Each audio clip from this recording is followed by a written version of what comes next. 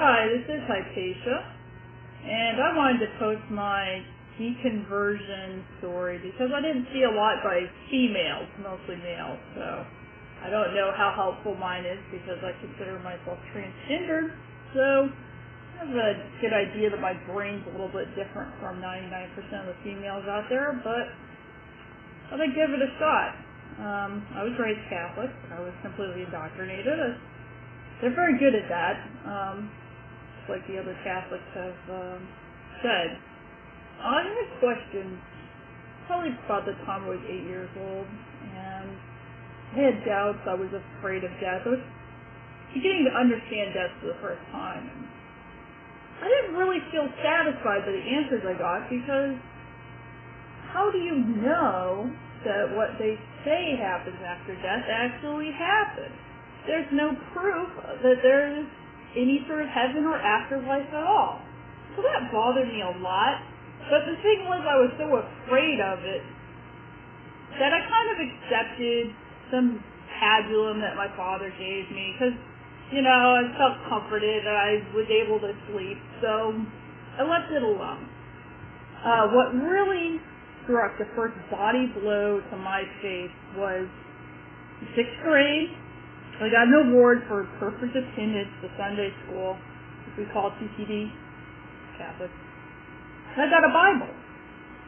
And the Bible had a lot of commentary in it about the provenance of the books in the Bible. And this was, pretty high-level theologian stuff, which is actually based on historical methods and archaeological evidence.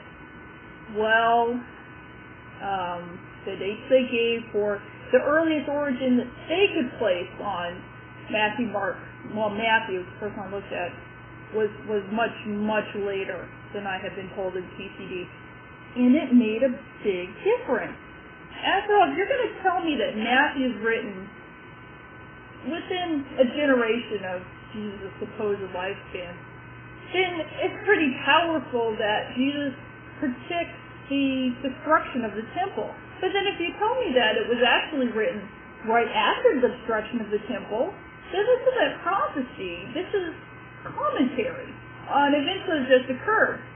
So right there, a lot of the church's claims, the Catholic Church's claims about how it's the one true religion, really started to look a little hollow.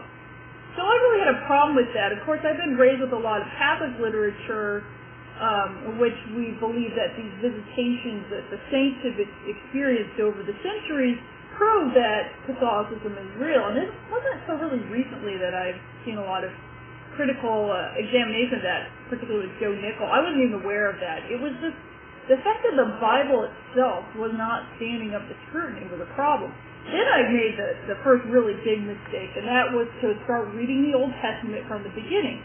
Now, I believe, as part of my justification of Christianity, that Catholicism offered a superior ethical basis to live one's life. I was very into morality, still am today, a really strong believer in ethics, and I thought that the Catholic way was superior. So, I've been raised to believe that the Old Testament contained moral stories. This is how they've been presented in CCD, in children's form. So when I began to read the Old Testament, and this, of course, this is not a King James Version. This is a modern English translation. It's very accessible. They had a lot of commentary about what certain things in the text mean. The Catholics are just translation notes. There are a lot of that in there. I began to see that there really isn't any moral content in Genesis. It's just about the stories about this family and the stuff they did. Some of the stuff they did was pretty bad, actually. So I started to really have a problem. But I kept a lot of it to myself. I became very involved in the musical liturgy of the church. That was where all my religious feelings were. I mean, I tried to pray. I tried. Nothing would happen. And maybe that's just, to me, I think that's part of my brain, the way it's set up. Some people feel like they interact with the universe every day. God speaks to them, the world has some sort of meaning that speaks to them. That's never been true for me. So I just don't even have that kind of brain, that kind of mindset. But of course, as a Catholic, I was told that if I wasn't receiving spiritual gifts from praying, then I obviously wasn't praying hard enough. So I felt a lot of guilt about that. So I pretty much kept that to myself too. But again, I believe that the Catholic Church was a good organization that did good in the world. So I had a lot of reasons to not question Catholicism. So I think that's why I kind of carried on with it and carried on with it and carried on with it. And into my 20s, I was suffering a lot. I was miserable. So of course, I found out I was gay, and Catholicism says that gay people are supposed to stay away from people of the same sex because that might lead to sin. So I was getting more socially isolated, and then most of my friends were gay men. And I started to realize that some of the stuff that Catholicism had taught me about human relationships wasn't really true either. But that wasn't so important. I think, I moved, and there was a church, and I didn't really like the church, so I stopped going to church. And then I found out about, about Mother Teresa and how she's actually viewed by Indians. And I began to delve into Mother Teresa because, of course, Mother Teresa was held up as a modern saint.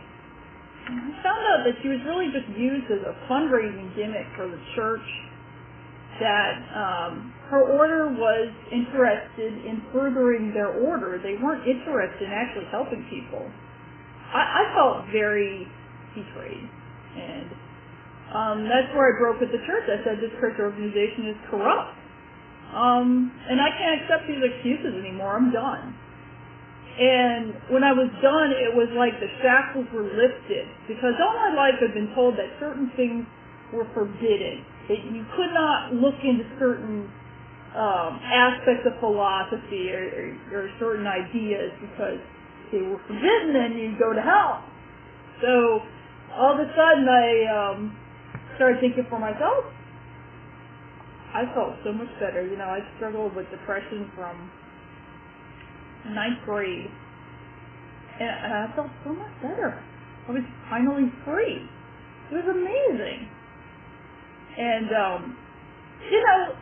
the fact that the Bible says the book was no longer terrifying, no longer this kind of scary problem, but just normal. I mean, every religion has books. I knew that. There's something really special about the Bible. In fact, it's pretty archaic. It's a product of its times. And I found out more about it through sites like JesusNeverExisted.com. It's very interesting. I used to spend a lot of time in atheist sites because I guess I needed a little bit of moral support, and I needed to know more about it. But I discovered that I could be a moral person without the church, that I could actually make my own moral judgments, that all of us, most of us human beings have the intelligence and the sense to make our own moral judgments. And as I've gotten older, I've grown in empathy and my ability to understand other people, so it's really just gotten easier. And I don't need the crutch of the church telling me, well, this is right and this is wrong. Well, I kind of know.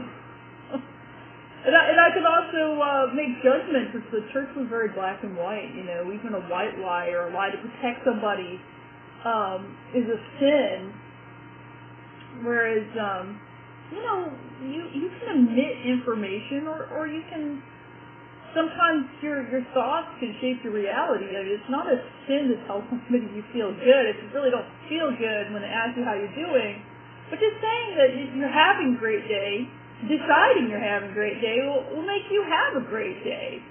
You can change your own attitude, and I've always been raised, with kind of a nonsense PCD to believe, well, if you don't give an absolutely honest answer, then you just told a lie. You have to confess it on Saturday.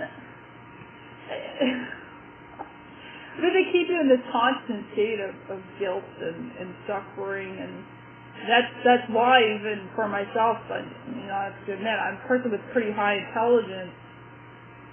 I did get a 1600 SAT, whatever that means. I had the blinders on.